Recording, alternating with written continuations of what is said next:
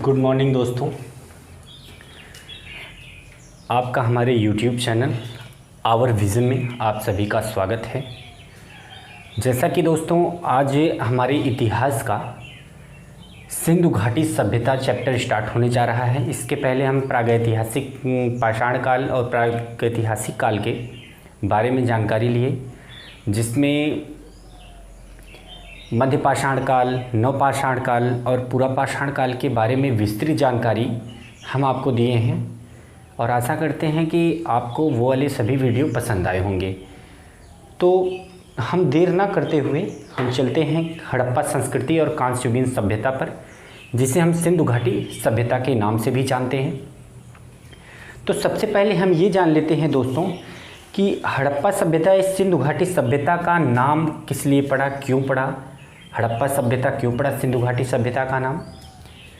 तो दोस्तों सिंधु घाटी सभ्यता या हड़प्पा सभ्यता इसलिए इसका नाम पड़ा क्योंकि जो यहाँ पे पहली बार खोजा गया जो पुरातत्व स्थल था वो हड़प्पा नामक ही स्थल था। इसलिए इस संस्कृति या सभ्यता का नाम हड़प्पा सभ्यता या हड़प्पा संस्कृति पड़ा। क्यों पड़ा दोस्तों? क्योंकि ये जो हमारी संस्कृति है, हमारी जो सभ्यता पहले थी वो हड़प्पा नामक स्थल पर खोजा गया था, इसलिए इस सभ्यता का नाम हड़प्पा संस्कृति या सिंधु घाटी सभ्यता पड़ा। सिंधु घाटी सभ्यता इसलिए पड़ा क्योंकि वहाँ पे एक सिंधु नदी बहती थी। लोग हमारे पुरातत्ववेत्ताओं का मानना है कि सिंधु घाटी जो नदी थी, सिंधु नदी थी, उसके किनारे कई जगहों पर इस सभ्यता के अवशेष पाए गए, इसलिए इसे सिंधु सभ्यता भी कहा जाता है। तो आइए हम पॉइंट टू पॉइंट हम आगे जानकारी लेते हैं। तो सबसे पहले हम ये जान लेते हैं कि सिंधु घाटी सभ्यता को जो है गार्डन चाइल्ड नामक एक पुरातत्वविद थे। गार्डन चाइल्ड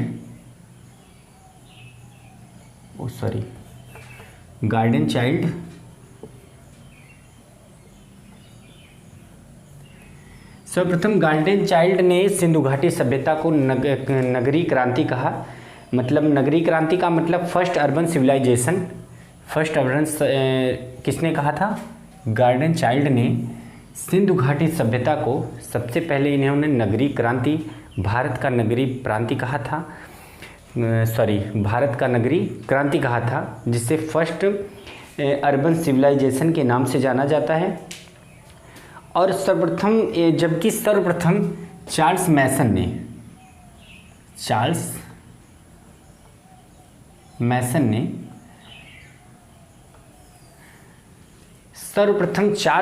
ने 1826 में हड़प्पा में एक प्राचीन स्थल की खोज किए थे। फर्स्ट नगरी क्रांति सिंधु घाटी सभ्यता को किसने कहा था दोस्तों? गार्डन चाइल्ड ने। और जबकि सर्वप्रथम जो है खोज किसने किया था प्राचीन स्थल का? चार्ल्स मैसन ने किया था 1826 में। तो जबकि भारत में जो पुरातत्व खोज है, पुरातत्व स्थलों की जो खोज किया जाता है वो भारतीय पुरातत्व एवं सर्वेक्षण विभाग के द्वारा किया जाता है। तो भारत में जो पुरातत्व स्थलों का खोज किया जाता है वो भारतीय सर्वेक्षण और पुरातत्व विभाग के द्वारा किया जाता है। और उस विभाग के जन्मदाता कौन थे?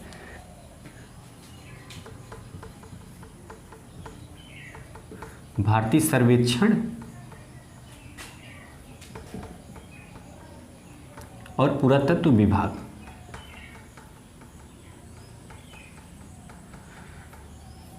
भारतीय सर्वेक्षण और पुरातत्व विभाग ही भारतीय पुरातत्व स्थलों की खोज करता है।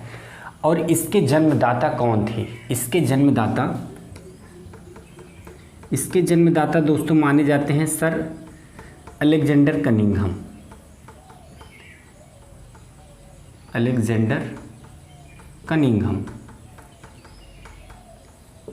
इसके जन्मदाता के रूप में सर अलेक्जेंडर कनिंघम को माना जाता है। और जबकि इसकी स्थापना जो है भारतीय सर्वेक्षण और पुरातत्व विभाग की स्थापना का श्रेय जाता है लॉर्ड कर्जन को। उस समय के तत्कालीन जो है वायसराय थे भारत के, ब्रिटिश भारत के लॉर्ड कर्जन। तो लॉर्ड कर्जन को ही भारतीय सर्वेक्षण और पुरातत्व विभाग के स्थापना का श्रेय जाता है, लॉर्ड कर्जन को। और इसे कई नामों से जाना जाता है। सिंधु घाटी सभ्यता को कई नामों से जाना जाता है, जैसे हड़प्पा संस्कृति हो गई, सिंधु घाटी सभ्यता हो गया, और सिंधु सरस्वती सभ्यता हो गया, कांस्ययुगीन सभ्यता हो गया, और प्रथम नगरीय सभ्यता हो गया। इन कई नामों से इसको जाना जाता है। तो हम आइए इन नामों को भी थोड़ा सा समझ लेते हैं। हमारा ये सिंधु घाटी सभ्यता का जो पहला नाम है इसका, इसे हम हड़प्पा सभ्यता कहते हैं। सिंधु घाटी सभ्यता, हड़प्पा सभ्यता का जो पहला नाम है, पहले नाम से हम इसे जानते हैं हड़प्पा सभ्यता। तो हड़प्पा सभ्यता के बारे में हम बताएं कि हड़प्पा सभ्यता हम किस लिए कहते हैं इसे। हड़प्पा सभ्यता मित्रों इसलिए हम इसे कहते हैं क्योंकि यहाँ पे जो पहला स्थल खोजा गया था वो हड़प्पा नामक जगह पर, हड़प्पा नामक स्थल पर खोजा गया था, इसलिए इस सभ्यता को हम हड़प्पा सभ्यता कहते हैं। और दूसरा है इसका नाम सिंधु घाटी सभ्यता। सिंधु घाटी सभ्यता, इंडस वैली सिविलाइजेशन। तो सिंधु घाटी सभ्यता हम क्यों कहते हैं इस स्थल को? सिंधु घाटी सभ्यता इसलिए कहते हैं दोस्तों क्योंकि यहाँ के ज़्यादातर जो पुरातत्व स्थल थे, ज़्यादातर जो यहाँ पे मिले थे पुरातत्व स्थल, वो सभी सिंधु घाटी नदी के किनारे मिले थे, ज़्यादातर बड़े पैमाने पर। इसीलिए इस सभ्यता का नाम सिंधु घाटी सभ्यता भी रखा गया। और अगला नाम हमारा है इसका कांस्ययुगीन सभ्यता। इसका अगला नाम है कांस्ययुगीन सभ्यता। तो इसका कांस्ययुगीन सभ्यता क्यों नाम पड़ा? कांस्ययुगीन सभ्यता इसलिए इसका नाम पड़ा मित्रों क्योंकि सिंधुवासियों ने प्रथम बार तांबे में टिन मिलाकर कांस्य बनाया था। इसमें क्या किए थे सिंधुवासियों ने?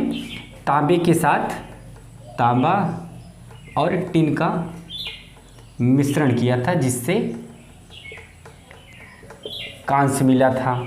तो सिंधुवासियों ने तांबा को टिन के साथ मिलाकर कांस्य प्राप्त किया था, इसलिए इस सभ्यता का नाम कांस्ययुगीन सभ्यता भी पड़ गया। अगला हमारा है इसमें सिंधु सरस्वती सभ्यता। चौथा है सिंधु सरस्वती सभ्यता। तो सिंधु इस सभ्यता का नाम जो सिंधु घाटी सभ्यता या हड़प्पा सभ्यता था, इसका नाम सिंधु सरस्वती सभ्यता क्यों पड़ा? तो इसका नाम सिंधु सरस्वती सभ्यता इसलिए पड़ा कि कुछ विद्वानों का मानना है कि हड़प्पा का मुख्य क्षेत्र जो है, कुछ विद्वानों का मानना है कि हड़प्पा का जो मुख्य क्षेत्र है वो सिंधु नदी के किनारे और सरस्वती नदी के किनारे, मतलब सिंधु की एक सहायक नदी थी सरस्वती, उसके किनारे जो है इस सभ्यता का जो है जन्म हुआ, इसलिए इसे सिंधु सरस्वती सभ्यता माना जाता है। और ये ज़्यादातर इसके स्थल उनका मानना है कि सिंधु और गंगा जी के बीच में हुआ था, सिंधु और गंगा नदी के बीच में हुआ था, इसलिए इस सभ्यता को कुछ विद्वान सिंधु सरस्वती सभ्यता में भी मानते हैं। अगला इसका नाम है प्रथम नगरीय क्रांति। अगला सभ्यता का नाम है प्रथम नगरीय क्रांति।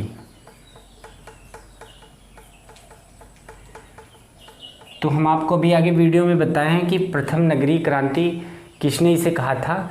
तो गार्डन चाइल्ड ने सिंधु घाटी सभ्यता को भारतीय उपमहाद्वीप का प्रथम नगरीय क्रांति भी कहा था।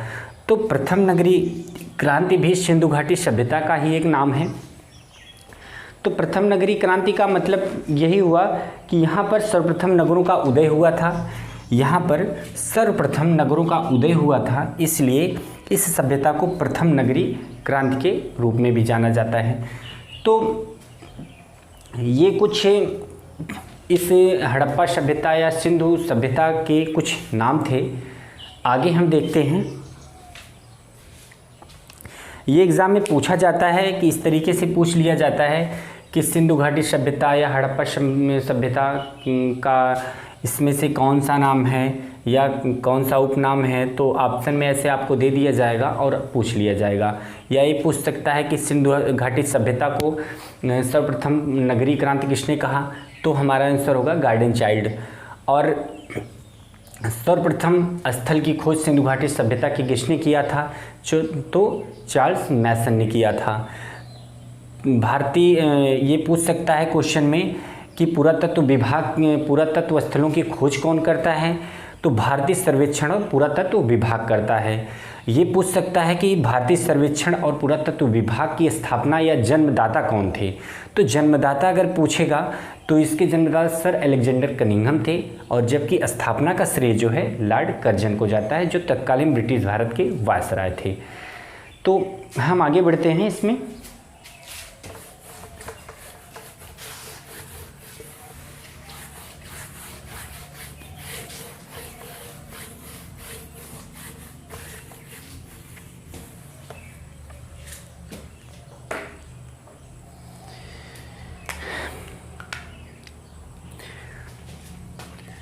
अब आगे बढ़ते हैं, हम ये देख लेते हैं कि सिंधु घाटी सभ्यता में जो है सबसे पूर्वी, सबसे दक्षिणी, सबसे उत्तरी और सबसे पश्चिमी स्थल कौन कौन से हड़प्पाकालीन सभ्यता के हैं। तो हम ये देखते हैं कि हमारा ये मैप के थ्रू देखते हैं, ये हमारा पूर्वी दिशा हम मान लेते हैं, इसको पश्चिमी और इसको उत्तरी और इसको दक्षिणी। तो अगर हम देखेंगे कि सिंधु घाटी सभ्यता का सबसे पूर्वी स्थल था आलमगीर। सिंधु घाटी सभ्यता का सबसे पूर्वी स्थल था आलमगीर। ये एग्ज़ाम में पूछा गया है और आगे पूछे जाने की बहुत ही संभावना है। तो सिंधु घाटी सभ्यता का सबसे पूर्वी स्थल क्या था, आलमगीर। आलमगीर कहाँ पर स्थित है, आलमगीर दोस्तों उत्तर प्रदेश के मेरठ ज़िले में, आलमगीर उत्तर प्रदेश के मेरठ ज़िले में स्थित है, जो हिंडन नदी के किनारे स्थित है। किस नदी के किनारे स्थित है, हिंडन। तो आलमगीर जो है हिंडन नदी के किनारे स्थित है और ये मेरठ में, मेरठ ज़िला में, उत्तर प्रदेश राज्य के मेरठ ज़िला में स्थित है। हिंडन नदी जो है यमुना नदी की सहायक नदी है। हिंडन जो है यमुना नदी की सहायक नदी है। और इसकी खोज कौन किए थे, इसकी खोज किए थे, हिंडन नदी यमुना नदी की सहायक नदी है।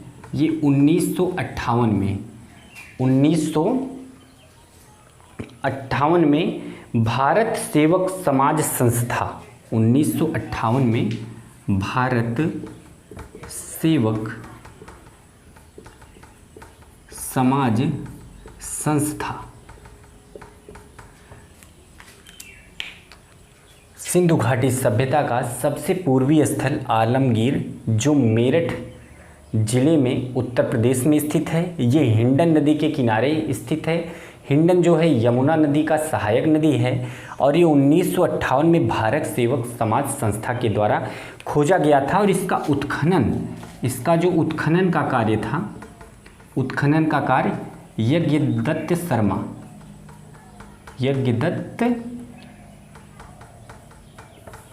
शर्मा जी ने कराया था। उत्खनन का कार्य दोस्तों कौन कराया था इसका, आलमगीर का जो मेरठ में स्थित है यज्ञदत्त शर्मा ने करवाया था। तो हम आगे देखते हैं, यहाँ पे जो है एक इम्पॉर्टेंट पॉइंट और है याद करने के लिए। यहाँ पे सबसे पहले एक रोटी बेलने का चौका, रोटी बेलने का एक चौका मिला था, जिस पे रोटी बेला जाता है, जो गोल सी पटरी की तरह रहती है इस टाइप में, जिस पे बेलन से रोटी बेला जाता है। और वही यहाँ पे प्राप्त हुआ था उत्खनन के द्वारा। तो ये एक बार फिर से हम समझ लेते हैं। सबसे पूर्वी स्थल सिंधु घाटी सभ्यता का आलमगीर, जो मेरठ ज़िले में उत्तर प्रदेश में पड़ता है, इस हिंडन नदी के किनारे स्थित है। और यमुना नदी इसकी सहायक नदी है, यमुना की सहायक नदी हिंडन नदी है। 1958 में भारत सेवक समाज संस्था द्वारा इसे खोजा गया था। इसका उत्खनन का कार्य यज्ञदत्त शर्मा ने करवाया था। और यहाँ पे सबसे पहले रोटी बेलने की चौकी प्राप्त हुई थी।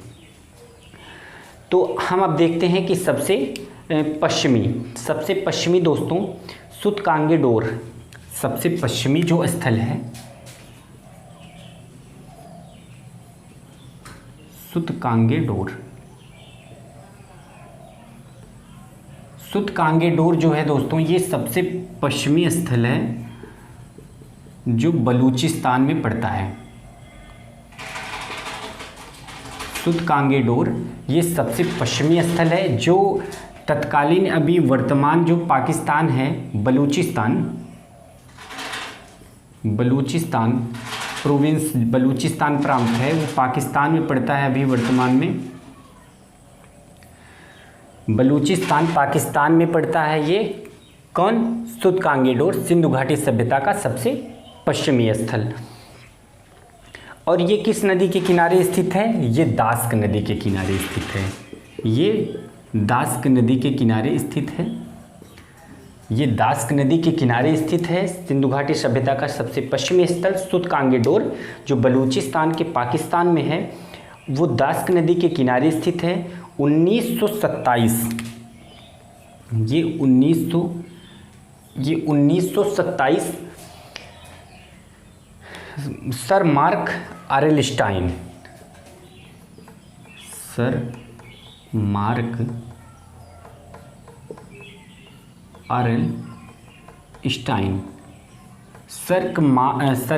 आरेलस्टाइन द्वारा इस स्थल का खोज किया गया था।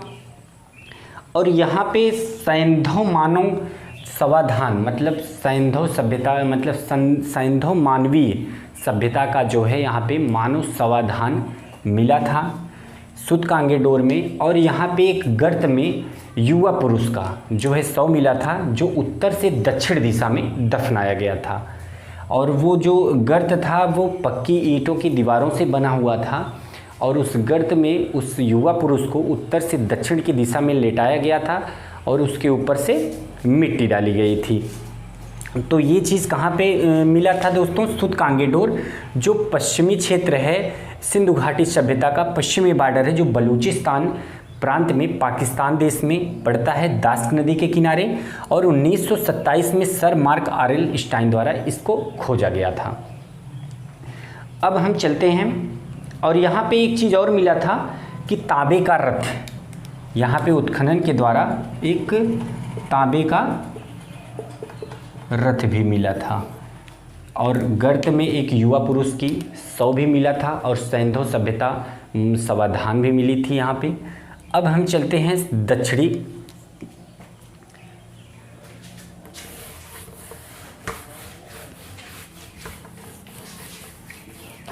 सिंधु घाटी सभ्यता की सबसे दक्षिणी दिशा में हम चलते हैं। हड़प्पा संस्कृति की सबसे दक्षिणी दिशा की तरफ हम चलते हैं। तो सिंधु घाटी सभ्यता या हड़प्पा सभ्यता का सबसे दक्षिणी स्थल कौन सा था? दैमाबाद। दैमाबाद कहाँ पड़ता है? दैमाबाद पड़ता है आज के महाराष्ट्र में। दैमाबाद कहाँ स्थित है? दैमाबाद महाराष्ट्र राज्य में स्थित है जो प्रवरा नदी के बाएं तट पर स्थित है। कौन से नदी के तट पर? प्रवरा नदी के बाएं तट पर।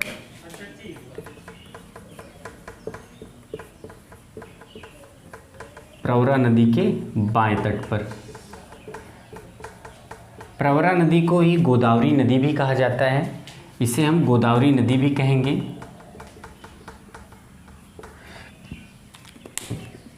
सिंधु घाटी सभ्यता का सबसे दक्षिणी स्थल दैमाबाद जो महाराष्ट्र राज्य में पड़ता है और वह प्रवरा नदी के बाएं तट पर पड़ता है।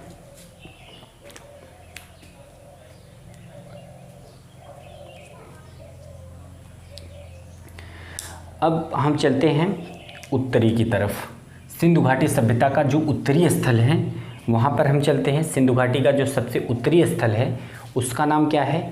मांडा।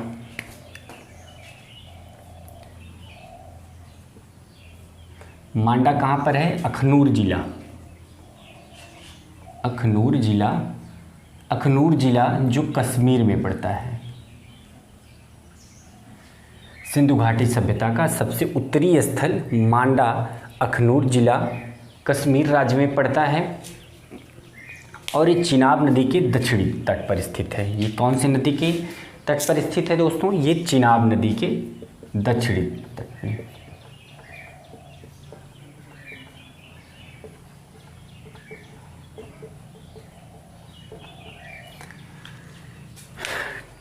अब एक बार हम फिर से इसको हम देख लेते हैं। सबसे पूर्वी स्थल सिंधु घाटी सभ्यता का आलमगीर, जो मेरठ में है, उत्तर प्रदेश में, हिंडन नदी के किनारे है और यमुना की सहायक नदी है। और इसके जो उत्खनन सबसे पहले करवाए थे यज्ञदत्त शर्मा ने करवाया था। और सबसे पश्चिमी स्थल है सुतकांगेडोर, जो बलूचिस्तान प्रांत में पाकिस्तान देश में स्थित है। यह दास्क नदी के किनारे स्थित है। और सबसे उत्तरी स्थल जो है मांडा, अखनूर, कश्मीर में पड़ता है, जो चिनाब नदी के दक्षिणी तट पर स्थित है।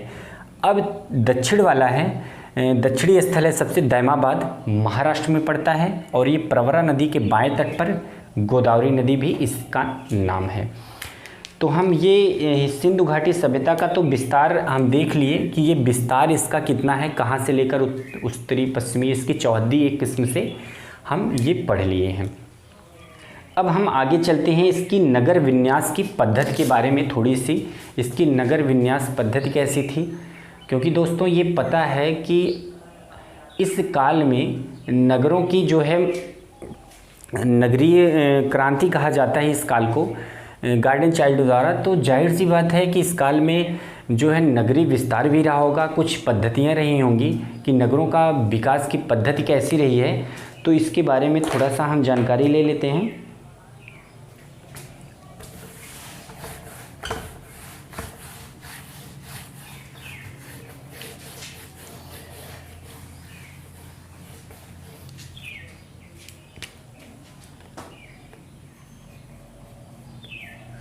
नगर विकास से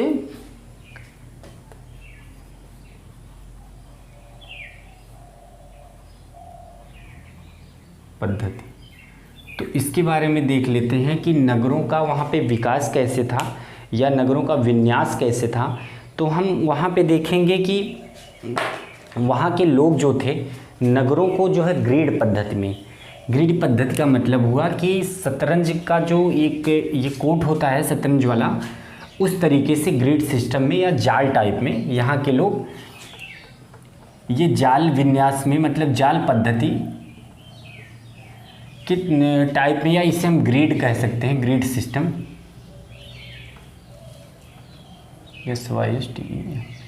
ग्रिड सिस्टम के तरीके से यहाँ पे ये जो नगरीय विन्यास है, नगरीय विन्यास की जो वहाँ पे डिज़ाइन थी वो ग्रिड सिस्टम की थी। जैसे जाल पद्धति की, वहाँ पे जो घर थे एक दूसरे को समकोण पे विभाजित करते थे। जैसे ये शतरंज वाली पार्ट होती है, शतरंज का उसमें ये खाना बना रहता है ना कि सब 90 अंश पे रहता है, इस तरीके से। तो इस तरीके से जाल के टाइप में वहाँ पे नगरों की स्थापना हुई थी। नगरीय विन्यास उनका ग्रिड सिस्टम या समकोण टाइप में हुआ था। तो वहाँ पे नियोजित शहर जो थे, वहाँ पे 2-3 टाइप के शहर होते थे। जो नियोजित शहर होते थे,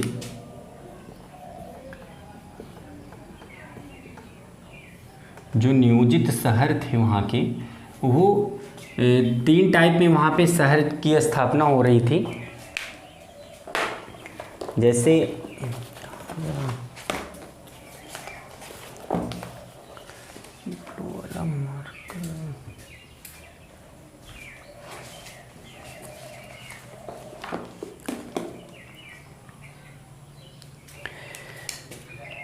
वहाँ के जो नियोजित शहरी केंद्र थे, जैसे वहाँ पे जो शहर बनाए गए थे, जैसे यहाँ पे गांव हैं, फिर नगर है, टाउन है, सिटी है, मेगा सिटी है। इस तरीके से आज के समय में जो सिटी है हमारे कई भागों में विभाजित हैं।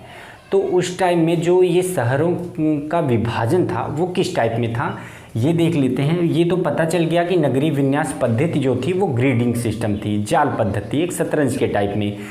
लेकिन ये भी हम जान लेते हैं कि उन शहरों को किन तरीके से विभाजित किया गया था। तो वहाँ पे शहर जो थे लगभग 3 तरीके से विभाजित किया गया था। लेकिन कहीं कहीं पर, जैसे एक अपवाद है धौलावीरा, धौलावीरा अपवाद नहीं है, धौलावीरा नगर जो है 3 भागों में विभक्त था। लेकिन अपवाद स्वरूप एक है चहुंदड़ो जो नगर विन्यास की पद्धति थी, वहाँ का शहर जो था सिर्फ 2 ही भागों में विभाजित था, वहाँ पे दुर्ग वाला सिस्टम नहीं था। तो वो हम 2 पहले जान लेते हैं। एक था पश्चिमी, एक पश्चिमी था और एक पूर्वी। ये पूर्वी नगर था, ये पश्चिमी नगर। नियोजित शहर में एक पूर्वी नगर और एक पश्चिमी नगर, या हम इसे कह सकते हैं ये पूर्वी टीला या पश्चिमी टीला। पूर्वी टीला भी हम कह सकते हैं इसको, और ये पूर्वी टीला। टीला किसे कहते हैं? टीला का मतलब यही होता है दोस्तों कि जैसे वहाँ पे बहुत टाइम से लोग वहाँ पे एक ही स्थल पर नियमित रूप से निवास करने लगते हैं। जब किसी स्थल पर लोग नियमित रूप से अगर निवास करने लगते हैं तो इस भूखंड में अनवरत उपयोग के कारण यहाँ पर जो है आवासीय मलबों का निर्माण हो जाता है। जैसे जहाँ पर लोग बहुत कई सालों से हमेशा से रहते चले आते हैं, वहाँ पे नियमित तरीके से जब लोग रहते हैं तो वहाँ पे जो मलबे होते हैं, घर के कूड़ा कचरा और घर का जो मलबा होता है वो इकट्ठा होता जाता है, तो वहाँ पे एक टीला का निर्माण बन जाता है। तो वो टीला का निर्माण बोला जाता है। तो ये टीला एक पश्चिमी टीला था और एक पूर्वी टीला नियोजित शहर के। तो हम ये देखते हैं कि जो पश्चिमी टीला का था इसकी ऊंचाई ज़्यादा थी, पश्चिमी टीला की ऊंचाई ज़्यादा थी और इस पूर्वी टीले की जो ऊंचाई थी वो कम थी।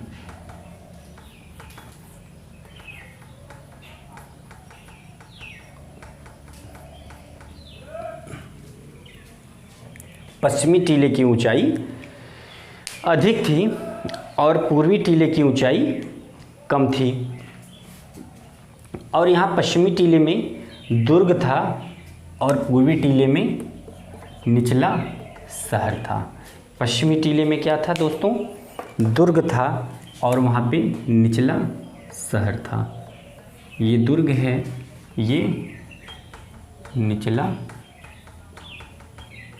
शहर है। तो पश्चिमी टीले की जो ऊंचाई थी वो अधिक थी और यहाँ पे दुर्ग का निर्माण होता था, और पूर्वी टीले में ऊंचाई जो थी वो कम थी और यहाँ पे निचले शहर की निर्माण होती थी। अब यहाँ पे रहने वाले कौन कौन से लोग रहते थे कि जैसे ये पश्चिमी टीला की जो ऊंचाई बहुत ज़्यादा थी, वहाँ पे दुर्ग का निर्माण हुआ और वहाँ पे पुरोहित वर्ग रहते थे। पुरोहित वर्ग, यहाँ पे कौन रहते थे? पश्चिमी टीले पर पुरोहित वर्ग रहते थे। और यहाँ पर कौन रहते थे? यहाँ पर व्यापारी रहते थे, शिल्पी रहते थे और सैनिक रहते थे, सैनिक और आम नागरिक।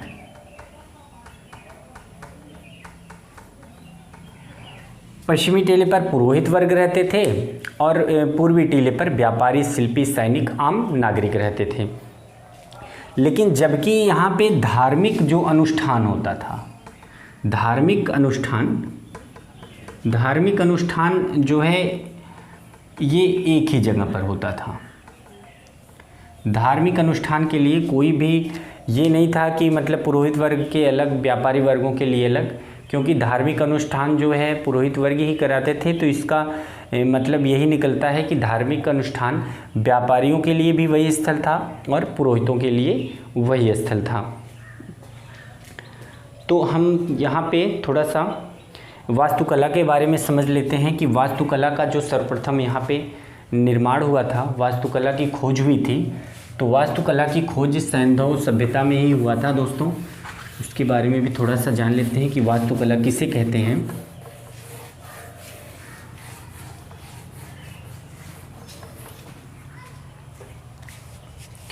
वास्तुकला क्या होता है? भवन निर्माण की जो कला होती है उसे ही वास्तुकला कहते हैं।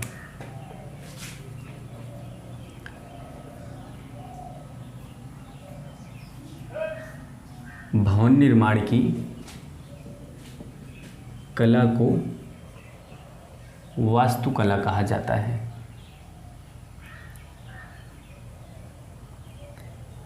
क्या कहा जाता है? वास्तुकला किसको कहा जाता है? भवन निर्माण की कला को ही वास्तुकला कहा जाता है। अब भारत में वास्तुकला का आरंभ जो है सैंधो वासियों ने ही किया था। सबसे पहले भारत में इसका जो है वास्तुकला का आरंभ जो है सैंधो वासियों ने किया था।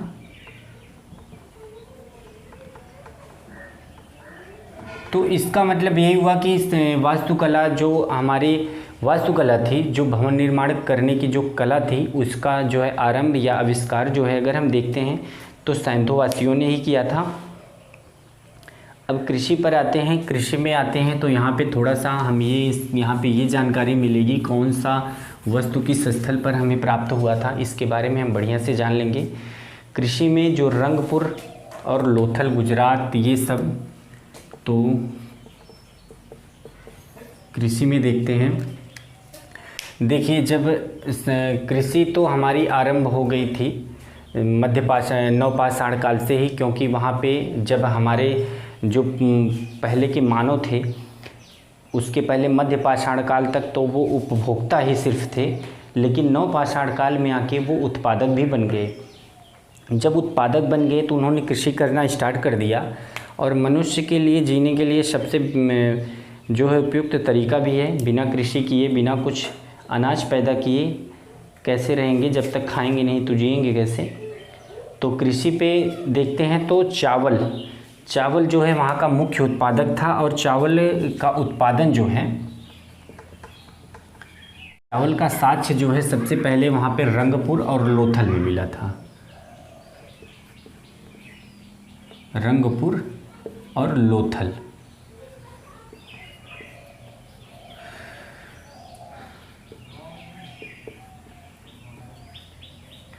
कहाँ मिला था चावल का साक्ष्य? दोस्तों सबसे पहले रंगपुर व लोथल में मिला था। तो लोथल कहाँ पे स्थित है? रंगपुर और लोथल जो है इसकी स्थिति गुजरात राज्य में है। तो यहाँ पे चावल का उत्पादन जो है सबसे पहले इसका साक्ष्य मिला था रंगपुर और लोथल में। अब देख लेते हैं लोथल और सौराष्ट्र में बाजरे की भी। बाजरे का सबसे पहले प्रमाण कहाँ पर मिला था? जो है लोथल और सौराष्ट्र में।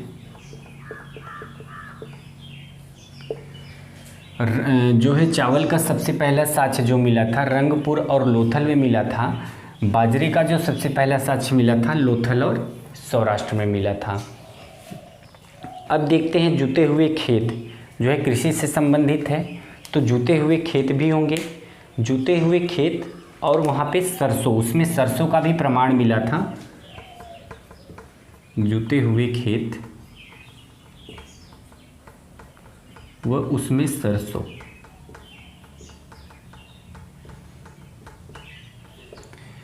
जुते हुए खेत और उसमें सरसों का प्रमाण किस जगह मिला था? तो कालीबंगा में मिला था।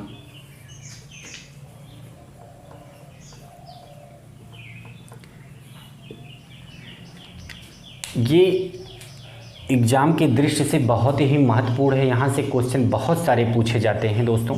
यहाँ से डायरेक्ट ये पूछ लेगा कि सबसे पहले चावल का साक्ष्य किस जगह मिला था, या बाजरे का साक्ष्य किस जगह मिला था, या जुते हुए खेत या उसमें सरसों का साक्ष्य सबसे पहले किस जगह मिला था। तो ये बहुत ही इम्पॉर्टेंट है, यहाँ पे बहुत अच्छे से ध्यान देना। अब आगे देखते हैं कि मिट्टी का बना हुआ खिलौना। मिट्टी का बना हुआ खिलौना। मिट्टी का बना हुआ खिलौना। मिट्टी का बना हुआ खिलौना किस जगह मिला था? वड़ावली।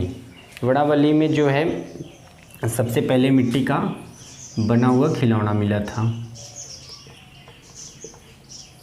ये किस राज्य में स्थित है? हरियाणा।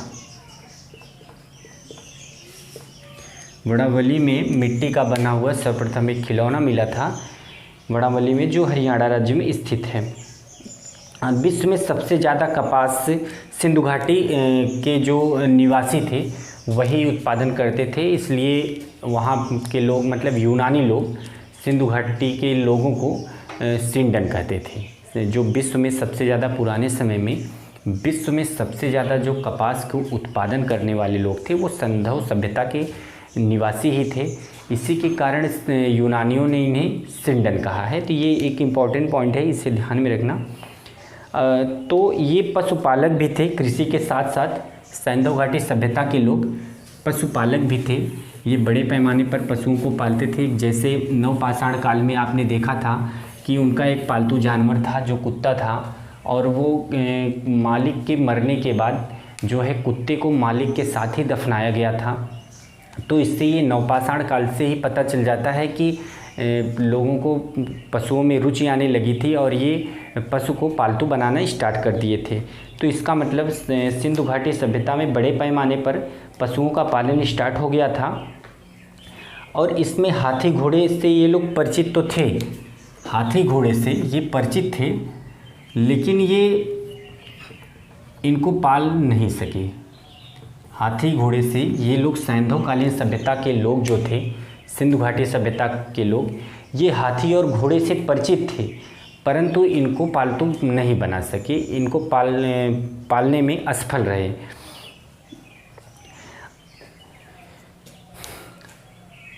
अब सुतकोटता में, जबकि ये सुतकोटता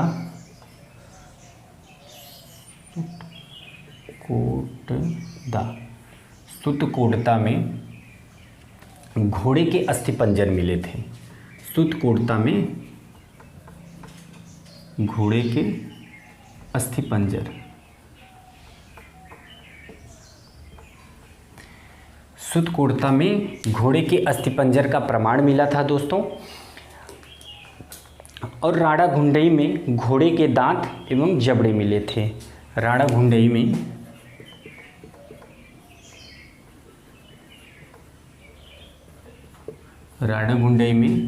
घोड़े के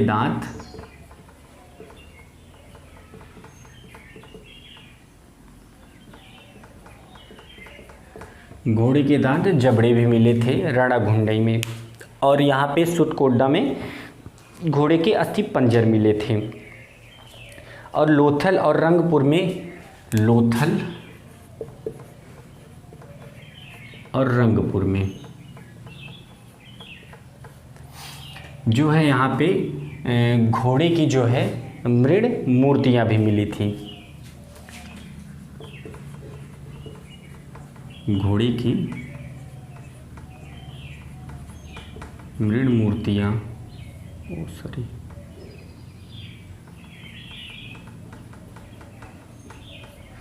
घोड़े की मृण मूर्तियाँ भी मिली थी। कहाँ पर? लोथल और रंगपुर में। और गैंडा का जो प्रमाण प्राप्त हुआ था सबसे पहले, गैंडा का सबसे पहले प्रमाण प्राप्त हुआ था आमरी में। तो ये बहुत ही इम्पॉर्टेंट टॉपिक है, तो इसे याद करना बड़ा ही ज़रूरी है। और एग्ज़ाम में यहाँ से क्वेश्चन 101% बनने की संभावना रहती है। अगर प्राचीन इतिहास से क्वेश्चन पूछा जाता है तो दोस्तों, तो यहाँ से क्वेश्चन ज़रूर बनता है। और यहाँ पे तो हम देख लिए कि गैंडे, यहाँ पे कुत्ता, हिरण, बहुत सारे जानवर थे, घोड़े, हाथी, यहाँ पे बहुत सारे जानवर थे। लेकिन उसमें से घोड़े और हाथी को तो ये पालतू नहीं बना सके। लेकिन यहाँ पे एक जानवर जो शेर होता है, शेर की यहाँ पे कोई साक्ष्य नहीं मिला है। शेर, इस सभ्यता में शेर का कोई साक्ष्य नहीं मिला है। तो इसका मतलब यही हुआ कि ये क्वेश्चन बन सकता है कि जिससे ऑप्शन में आपको ये दे दिया कि हाथी, घोड़ा, गैंडा, शेर दे दिया, तो बोला कि इसमें से सिंधु घाटी सभ्यता में जो है कौन सा जानवर उपस्थित था। तो इसमें या नहीं उपस्थित था, तो हम इसमें शेर टिक करेंगे, क्योंकि शेर इसमें दे सकता है ऑप्शन में। तो थोड़ा सा हम व्यापार और वाणिज्य के बारे में समझ लेते हैं। पशुपालन देख लिए, वास्तुकला देख लिए और कृषि देख लिए। तो यहाँ पे थोड़ा सा वाणिज्य और व्यापार के बारे में देख लेते हैं।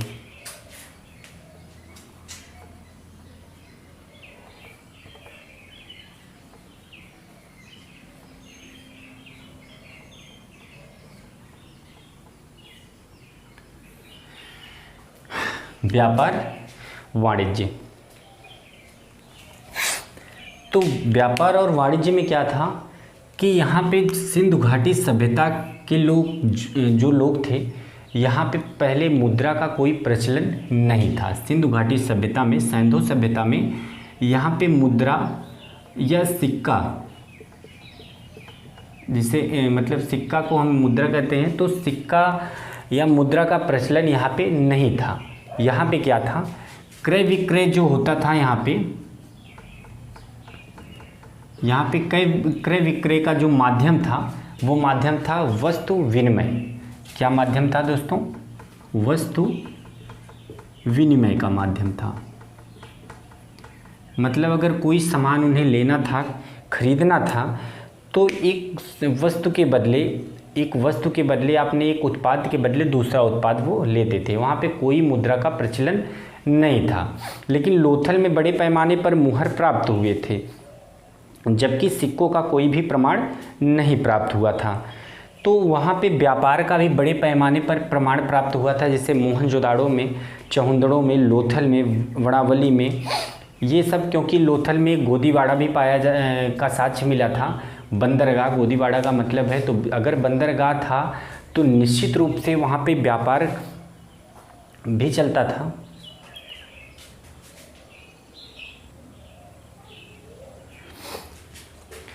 तो दोस्तों थोड़ा सा वीडियो में कुछ एरर आ गया था, हमें लग रहा था कि थोड़ी रिकॉर्डिंग इसकी ब्लर आने लगी थी, तो वही सही करने लगा था।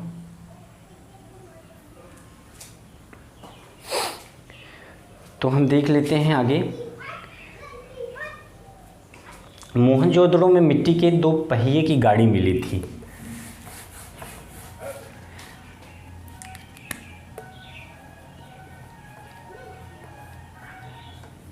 मोहनजोदड़ो में मिट्टी के 2 पहिए का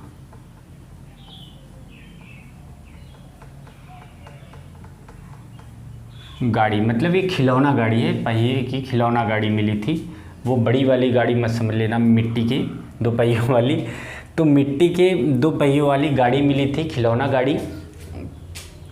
और चौहंदड़ों में 4 पहियों वाली खिलौना गाड़ी मिली थी।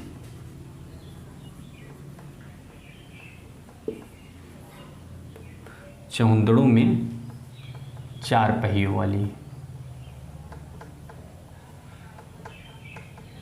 खिलौना गाड़ी है, यहाँ पे लिख देता हूँ।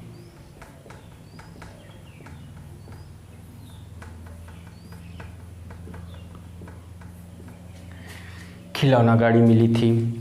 जबकि लोथल में एक जो है पत्थर का पहिया मिला था। लोथल में एक पत्थर का पहिया,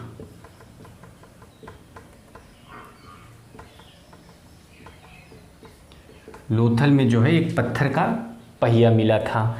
और मोहनजोदड़ो में मिट्टी के 2 पहिए की गाड़ी मिली थी, खिलौना गाड़ी। और चौहंदड़ो में 4 पहिए वाली खिलौना गाड़ी मिली थी। और लोथल में एक पहिया मिला था, वो भी पत्थर का था। और वड़ावली में सड़कों पर बैलगाड़ी के पहिए का निशान था। कहाँ पर दोस्तों? वड़ावली में सड़कों पर बैलगाड़ी के पहिए का निशान।